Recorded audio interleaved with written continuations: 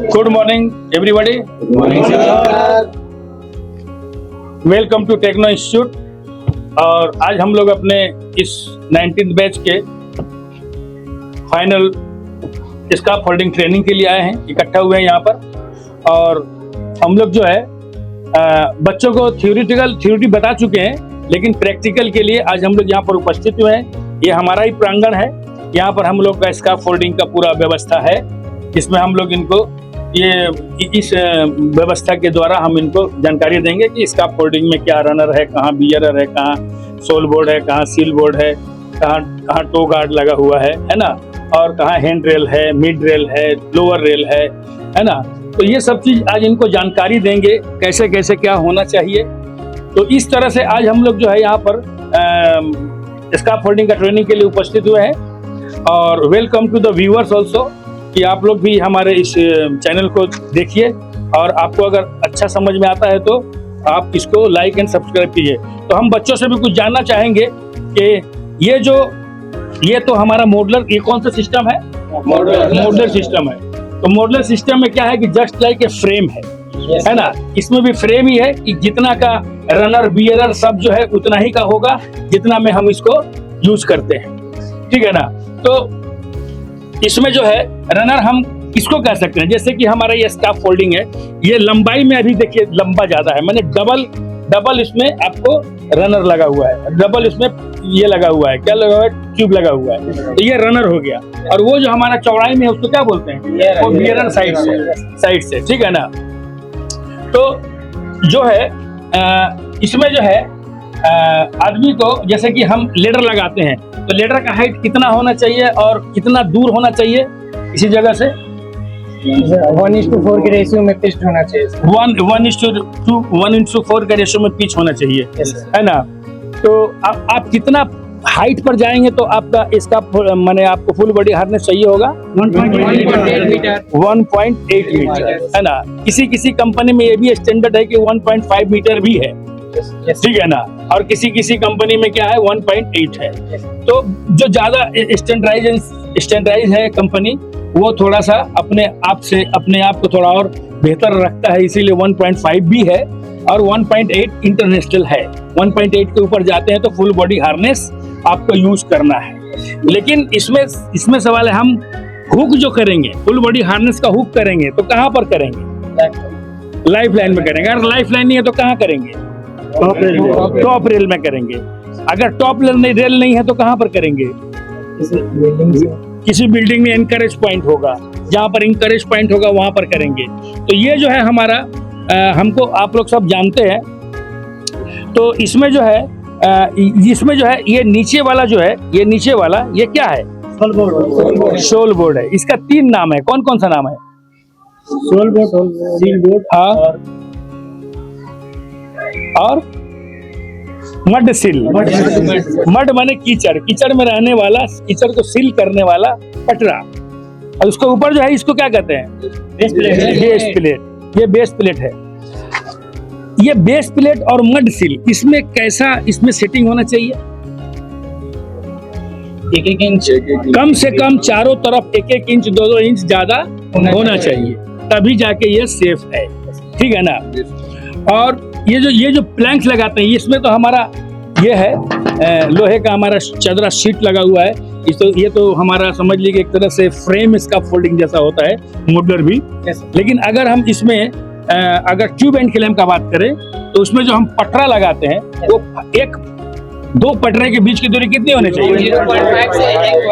0.5 से 1 इंच होना चाहिए, है ना। अगर इससे ज्यादा होगा तो क्या खतरा होगा? टूल्स टेकल्स गिरेगा, मटेरियल गिरेगा, और आपका सोल भी, आपका जो टो है जूता का, वो भी उसमें फंस सकता है ना। ये है। अच्छा, उसमें जो है हम जो ये जो लगाते हैं, इसका क्या नाम है? Toe board. ये टो बोर्ड कितना लगा सकते हैं, कितना हाइट तक लगा सकते हैं? 5-8 इंच। इसमें 6 इंच से लेकर के हम लोग इसको 15 इंच तक लगा सकते हैं, एज पर द रिक्वायरमेंट के अनुसार हम लोग इसको 6 इंच से 15 इंच भी लगा सकते हैं। वो भी पटरे का ही होता है, वो भी पटरे का है, ठीक है। तो क्यों लगाते हैं हम 15 इंच, क्यों लगाने की जरूरत है? टो गार्ड तो मेरा 2 इंच में भी मेरा टो गार्ड सेफ हो जाएगा, लेकिन 15 इंच क्यों लगाते हैं, क्यों हमको रिक्वायरमेंट है? अगर हम लोगों को मटेरियल लिफ्टिंग करना है तो हम लोग को वहाँ पे पैर रख के हम लोग को हैंडलिंग करने के लिए। और भी एक कारण है, हम करते समय नीचे और नहीं, जो मटेरियल हम रखे वो मटेरियल हमारा हवा से किसी भी वजह से डैमेज नहीं हो, उड़े नहीं, गिरे नहीं, ये इसके लिए हम लोग उसको 12 से 15 इंच तक रखते हैं।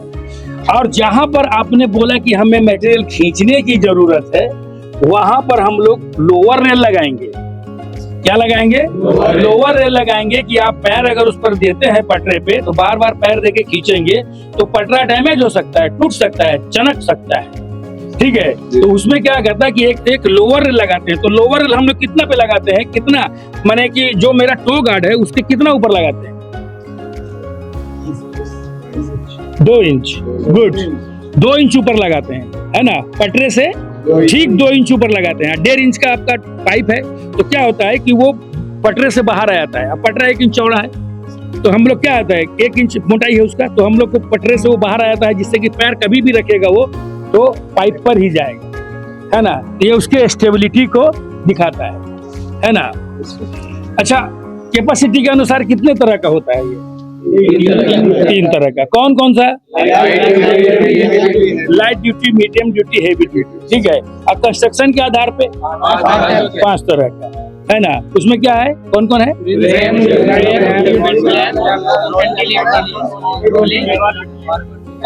कैंटिल। अब ये जो लेडर पिच किया गया है, ये लेडर पिच किया गया है, ये लेडर जो है इसमें चूंकि इसमें थोड़ा सा ये वर्सेटाइल टाइप का बना हुआ है, दूसरे टाइप का बना हुआ है, इसीलिए इसको आप थोड़ा सा जितना इसका जरूरत है उतना दूर में ही आपको इसको रखना पड़ेगा, ताकि वहां पर क्लैंपिंग है।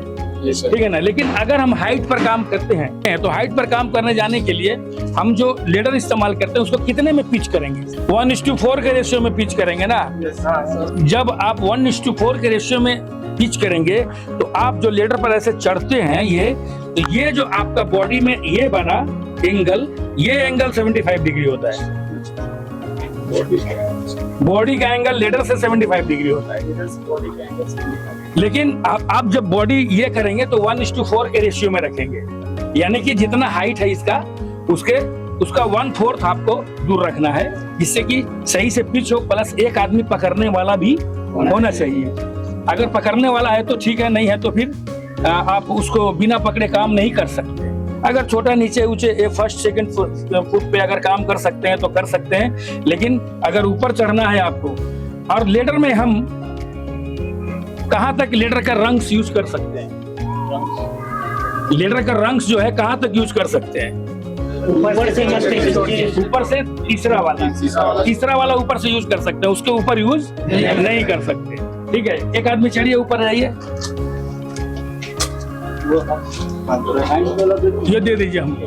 हाथ में लेके लेडर में चढ़ना चाहिए, कुछ भी हाथ में लेके लेडर में चढ़ना चाहिए?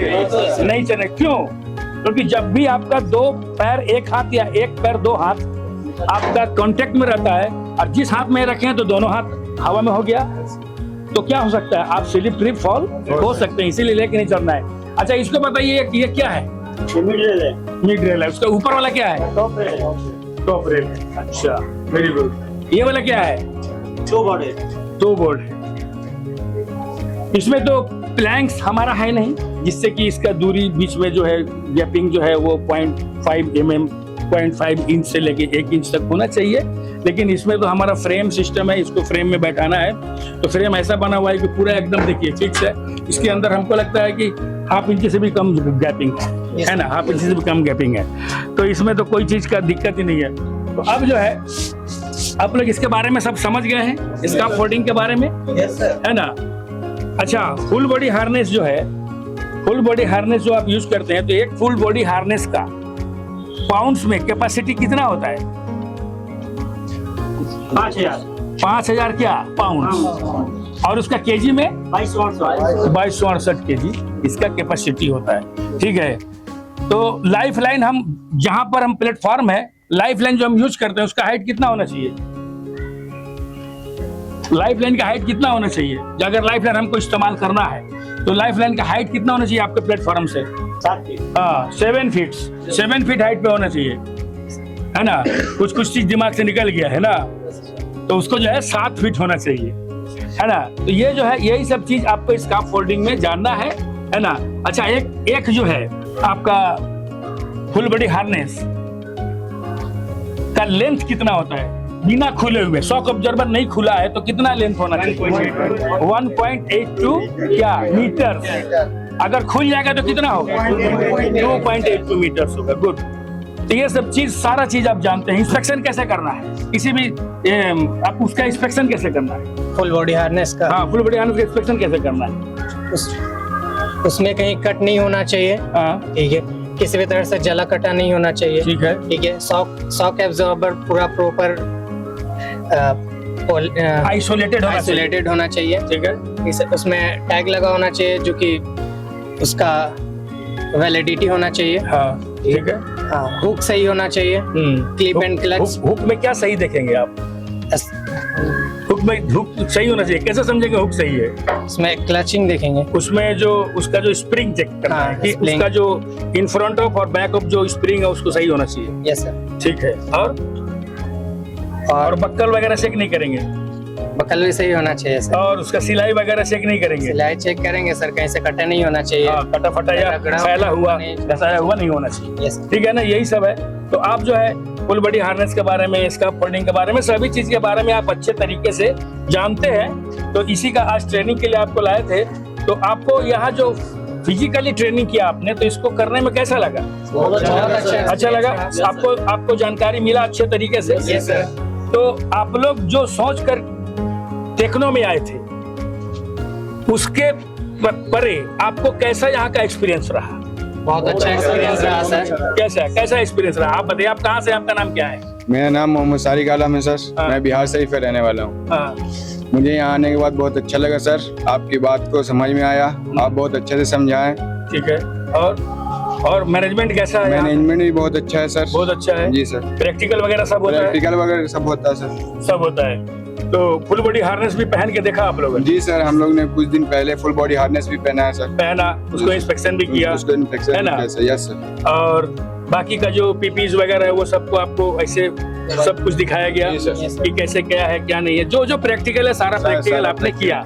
अभी हम लोग शायद इसके बाद कल हम लोग फायर का भी करेंगे ट्रेनिंग, जी सर। ठीक है ना? कल होगी हम लोग इसका फायर का भी ट्रेनिंग करेंगे। जो फायर का ट्रेनिंग हम लोग करने जाएंगे अपने ही प्रांगण में करते हैं हम लोग। हमारा इंस्टीट्यूट बहुत बड़ा है, इसका जगह बहुत है, तो हम लोग अपने ही प्रांगण में सब व्यवस्था करके रखे हैं और करते हैं। तो इसी के साथ हम अपने व्यूअर से कहना चाहते हैं कि अगर आपको ये स्कार्फ फोल्डिंग का जो ट्रेनिंग है बच्चों का, अच्छा इसमें हमको एक चीज और पूछना था, आप लोगों से हम भूल गए थे। ये स्कार्फ फोल्डिंग में टैग सिस्टम क्या होता है? 7 डेज क्या?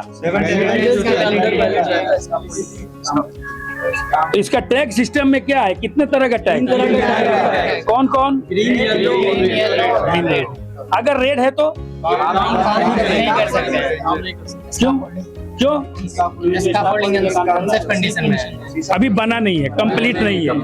येलो है तो चल रहा है, और अगर रेड ग्रीन है तो लेकिन कितना दिन? सपोज 7 दिन का वैलिडिटी नहीं है, आप आए देखे टैग देखे 7 दिन का वैलिडिटी नहीं, क्या करेंगे आप? नहीं करेंगे तो आपका क्या रिस्पॉन्सिबिलिटी उसके बाद? सारे वर्कर को घर भेज देंगे तो क्या करेंगे? इंस्पेक्शन और फिर वैलिडिटी पास कराएंगे। किससे? सुपरवाइजर से। कौन सुपरवाइजर? स्कार्फ फोल्डर से। आप लोग कुछ थोड़ा सा आप लोग के माइंड से निकल गया। इसको हम लोग अगर वो नहीं है तो टैग में डेट नहीं है, फेलियर है, तो इस टैग में जो है देखिए यहाँ पर लिखा हुआ है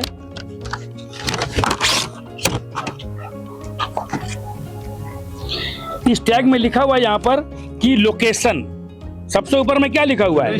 लोकेशन। तो ये लोकेशन जो लिखा हुआ है, इस लोकेशन को इंस्पेक्टर का जो नाम है उसका नंबर है फोन का, उस नंबर पर हम लोग कॉल करेंगे और वो लोकेशन बताएंगे कि मैं इस लोकेशन से बोल रहा हूँ, इसमें डेट वैलिडिटी एक्सपायर्ड है, आप आइए और इसको इंस्पेक्शन करके डेट वैलिडिटी को बढ़ाइए।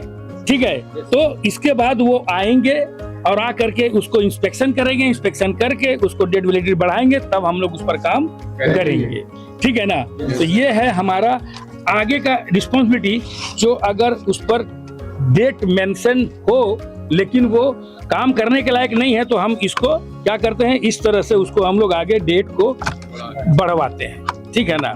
तो इस तरह से हमारा ये रिस्पॉन्सिबिलिटी है। ऐसा नहीं है कि हम जो है उसको छोड़ के चले जाएंगे या काम नहीं करेंगे या वर्कर को वापस कर देंगे, ये हम नहीं कर सकते। हमें कंपनी इसलिए रखती है कि काम जो है उसको जो है सही तरीका से कराया जाए, मेंटेन कराया जाए, काम को मेंटेन करते हुए काम कराया जाए। ठीक है। इसी तरह से तो मैं व्यूअर्स को जो बोल रहा था कि आपको अगर अच्छा लगा होगा ये स्कार्फ फोल्डिंग का ट्रेनिंग, तो आप जो है इंस्टीट्यूट में आइए, टेक्नो में इंक्वायरी कीजिए और सेफ्टी में भविष्य बनाने के लिए आप यहाँ पर आए, पधारें और अच्छे से ट्रेनिंग करके जाएं और आगे फ्यूचर में आप अपना अच्छा एक हैंडसम सैलरी और एक अच्छी इज्जत वाला आप ग्रेड को अपनाएं और इज्जत भी कमाएं और पैसा भी कमाएं। Okay, thank you. जय हिंद, जय भारत।